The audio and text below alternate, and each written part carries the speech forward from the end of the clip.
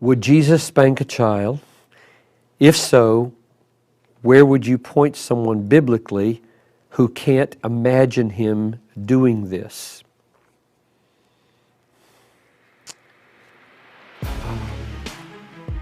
If Jesus were married and had children, I think he would have spanked the children. And I think the place that I would go to help a person see that he would,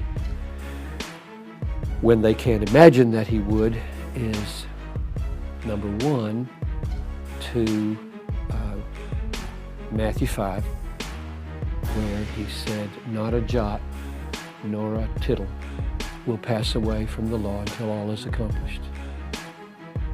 In other words, all the law and the prophets stand until they're done, and the law says, spare the rod, spoil the child. That's a paraphrase. The book of Proverbs says, if you withhold the rod, you hate your son. Jesus believed the Bible, and he would have died. Now, that does not address the heart of the issue. The heart of the issue is, why does this person feel this way? What worldview inclines a person to think that you shouldn't spank a child? Where does that come from?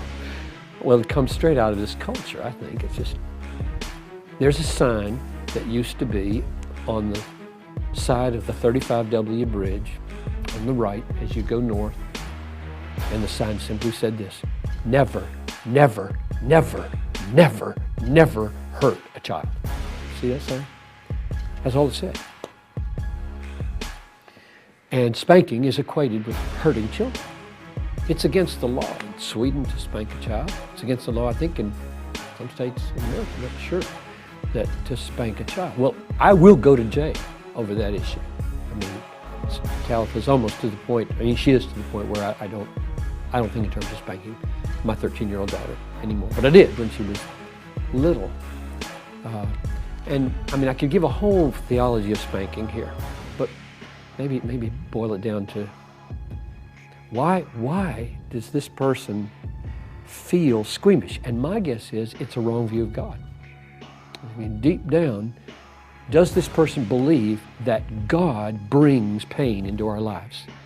Because Hebrews 12 makes the direct connection between God disciplines every son whom he loves and spanks everyone that he delights in.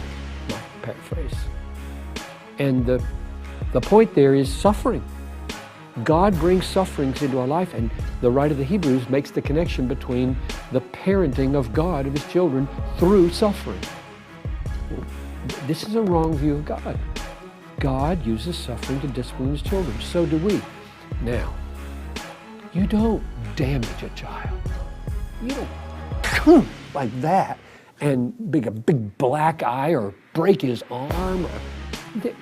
Children have little fat bottoms so that they can be whopped. When my sons were 3 and 4 years old, at their worst stages, drawing with orange crayons on the wall, they knew what was going to happen.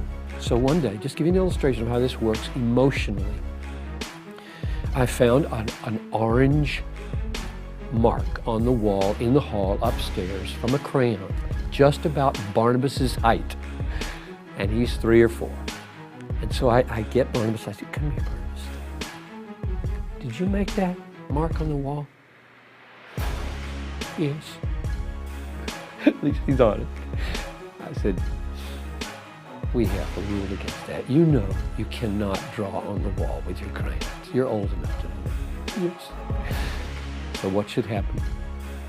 Spanking. I said, that's right. So I take him in the room. What? You know, I'm loving this kid to death. Swap. And he cries easy, so he cries. And when he's done crying, big hug, and I say, don't do that again, okay? Daddy loves you. We don't mark on the wall, okay? 3 minutes later, bouncing off the walls with happy, happy, happy. Now, if I had said to him, You go into your room and you sit there and you stay there until you feel appropriately guilty, and then we'll see if you come out and do the right thing.